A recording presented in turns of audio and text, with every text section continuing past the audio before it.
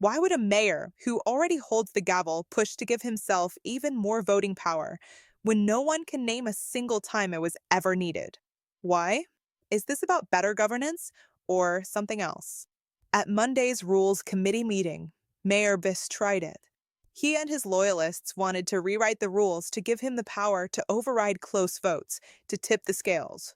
But four council members, Clare Kelly, Tom Suffredin, Parielle Davis, and Matt Rodgers, stood up and said no. They didn't fall in line. They didn't take orders. They stood for us. And while the mayor's loyalists didn't take a walk this time, they've done it in meeting after meeting before, ducking votes their constituents were counting on. Matt Rodgers didn't say it outright, but the message was clear. Mayor Biss, do your job. Stop the games. This isn't just about power grabs. This is about who's really representing you and who's just playing politics while your voice gets silenced. Watch this clip. I'm here to speak about a few things concerning the updates to the council rules tonight. Under item C, duties of acting mayor. I'm not sure if this has a place here, but I'm putting it out there. I think it's important to have a discussion to figure out what happens when Mayor Biss's campaign for Congress is in full swing and how we will ensure the business of Evanston is handled. Is there a date that he should be resigning by so this isn't a distraction from the work to be done here in Evanston? I'm requesting you discuss and come up with ideas on how this can be handled to minimize disruptions of city business and incorporate into the rules. In addition, under public comment time limit, item 4, ceding time, it's stated that speakers shall not be permitted to cede time to another speaker. You know, I'm curious, what's the reasoning here? This doesn't make sense to me.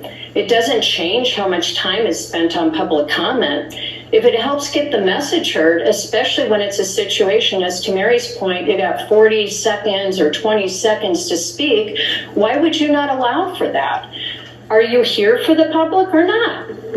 And finally, special orders of business. Yes, a repeating theme. We need a protocol that serves the public, not the mayor, not special interests who want to drive something through.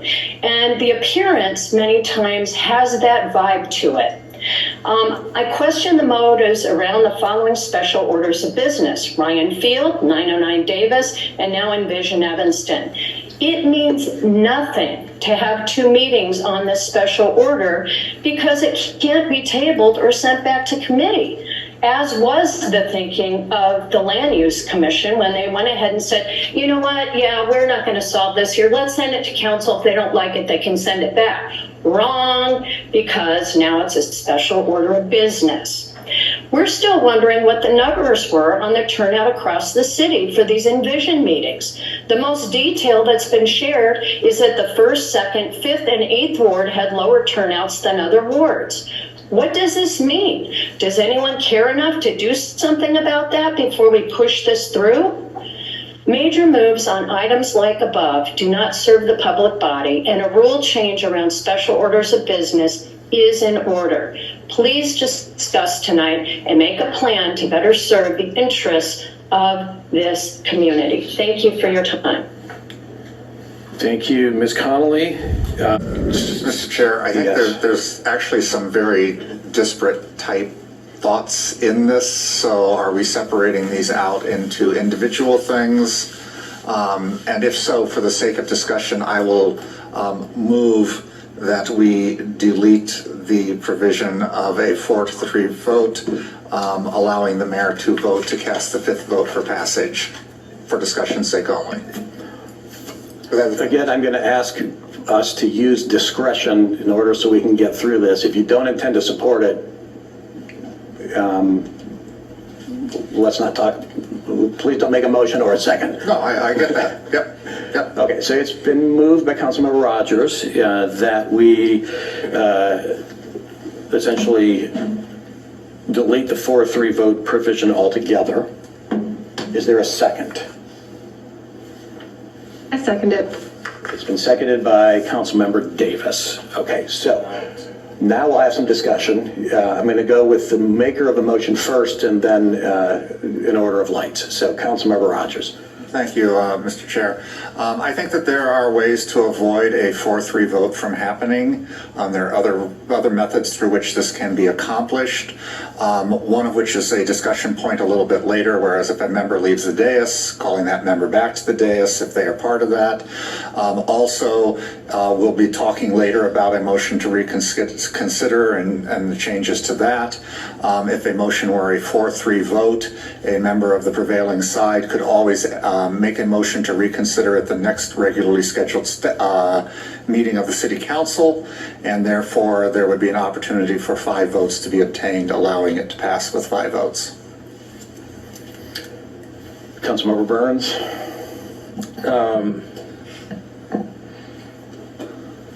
I guess it would be helpful to know whether or not, if Councilor Ruggie, do you believe that this would conflict with state law, right? Is that your opinion?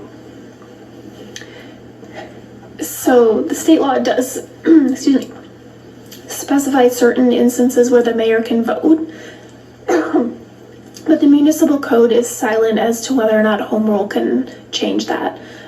So generally, if a home rule is restricted from changing state law, it's specified in the state law. It's not specified here that home rule is prohibited from changing this. Okay, thank you. So just as a point of clarification, if we did want to make this change, we should be changing city code rather than rules. Absolutely, it would need to be reflected in the city code. All right, any other discussion on this item? Councilmember Hadikoudis? All right. Anybody else want to weigh in? Councilmember Davis? Thank you. Yeah, I was just going to note that we haven't done this historically, and I do still very much so feel uncomfortable with the idea that we can cause a tie where there isn't a tie based on this provision. That's it. Okay. I would like to weigh in and offer my interpretation of why this rule makes sense. And the underlying fact that is kind of essential to understand in all of this is that per our city code, we require 5 votes to pass an ordinance. We don't require a majority of council members present. If there are 7 council members present, 4 out of 7 does not pass an ordinance. We need 5 votes to pass an ordinance. And so by allowing the mayor to break a non-tie, this would allow an ordinance to pass in the case where perhaps one of our council members had to recuse themselves from a discussion, leaving a body of 8. And maybe another council member who was adamantly opposed to something decided to absent themselves from the proceedings and not even vote. That could result in a 4-3 vote, which is not a numeric tie. The ordinance would not move forward without 5 votes. So allowing the mayor to vote in that case, if the mayor votes against it, it becomes 4-4. It doesn't pass. It's not an ordinance. If the mayor votes in favor, the vote is 5-3. 5 votes is sufficient to pass an ordinance. So I see this vote as a way not of giving the mayor more power, but constraining individual council member power and removing from us the ability to kind of single-handedly veto any kind of ordinance. And I'm going to vote no on the motion made by Councilmember Rodgers. So is there any additional discussion? Councilmember Suffredin, sorry. I guess I disagree with your interpretation. How is this not an expansion of the power of the mayor? This isn't a tie-breaking vote. This is creating a majority vote. And I also, in the last 8 years, I can't remember a time that this has even come up. I suppose it's possible with absences or whatever, but have we had, and can anybody, Alex, not to put you on the spot, you've been here, Luke, I mean, has there been a 4-3 vote that created a problem?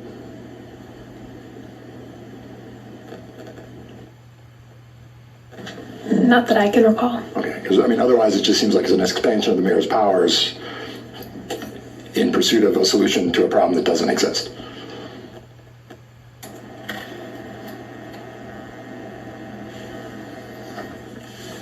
And Councilmember Rodgers. I'll just say that this is the provision under which the Land Use Commission always operated. We had things that were continued.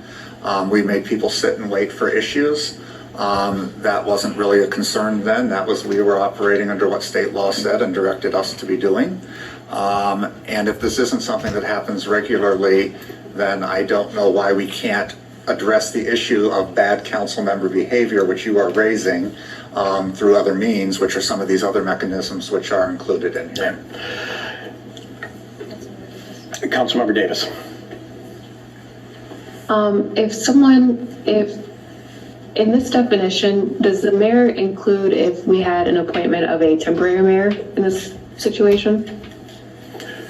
And that might be a question. Yeah, I'm going to defer to Councilor Ruggie. So if it's a situation where there's an acting mayor, is that what you're asking about? Yeah. Okay, because acting mayor and mayor pro tem are different. So I think that we'll be discussing acting mayor duties and qualifications later. And I think it's a discussion that is on here about what duties the acting mayor has and if they vote in their council member capacity or as acting mayor. So I think that is something we'll get to here shortly. Okay. Okay. But they are separated out. Okay, so the voting power for a acting or pro tem mayor both have separate provisions? Hi, Councilmember Davis. This is Chief Legislative Counsel Liza Robertson-Young. I think if I can help point you to the two different provisions on mayor pro tem and acting mayor. The mayor pro tem shall perform the duties and possess all the rights and powers of the mayor, with the exception of voting powers as enumerated in the section we're talking about, because the mayor pro tem continues to be a member of council and votes as a member of council. The acting mayor would vote pursuant to these provisions. Okay, thank you. Okay. I'll close this out here by going to Councilmember Kelly, and then I'll close it. Sorry. So I'm just trying to understand how this does, it says that the state code, that the mayor shall not vote on any ordinance except a tie, which this isn't, or when 1/2 of the alderpersons in office vote yes, or when a supermajority is required, and that's none of these three, this condition, if we have all 9 seats occupied. So I don't understand that. This seems like it conflicts with state code.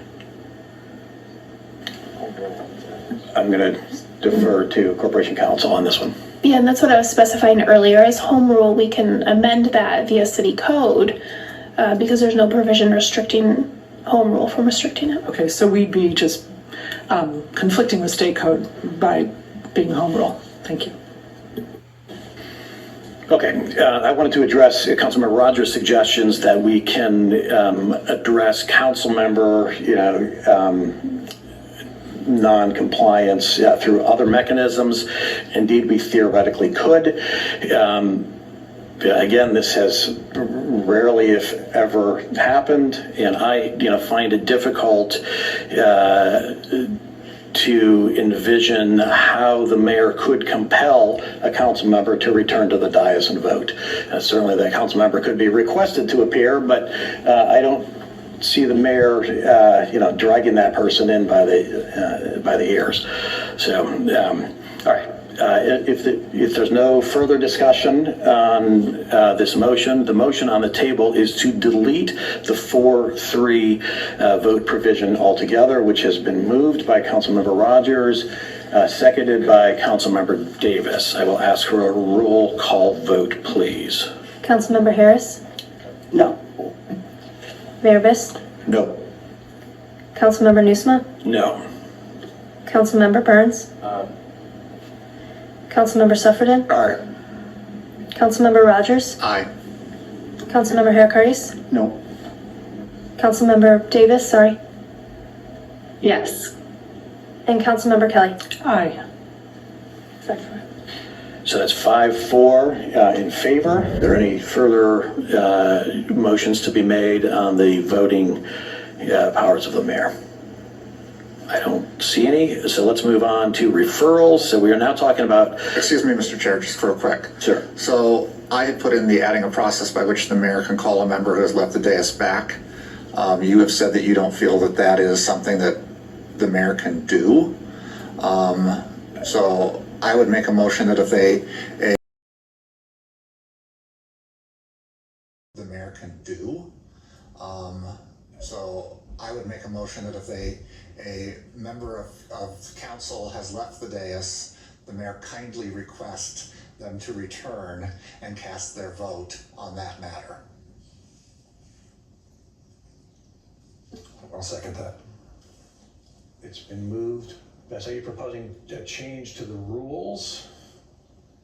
Or just a suggestion? Yes, because this rule does not exist anywhere. Okay. It's been moved by Councilmember Rodgers, seconded by Councilmember Suffredin. Is there any discussion? Let's go with Mayor Biss. Yeah, I don't have strong feelings about this. I think, just if we're being real honest here, in practice, if someone is in the building and not up here during the vote, there's like, oh, whoops, I was in the restroom, and there's like, I turned out maybe accidentally on purpose was out of the room. I think both of those have actually happened. So what you're saying is basically, if a vote's about to happen and somebody who we know to be in the building is not in their seat, the mayor calls timeout and essentially asks that person to come back and says, like, we're gonna wait until they're here. Is that more or less? And so then they're sort of smoked out as being out of the room accidentally versus on purpose? Yeah. Okay. I mean, if people purposely have left this dais to avoid taking votes, and I don't think that's appropriate. We're elected officials, we should be forced to vote on issues, just like we aren't supposed to abstain for matters that, unless it's under a very clear rule, we should be forced to take votes. I've taken votes I don't like.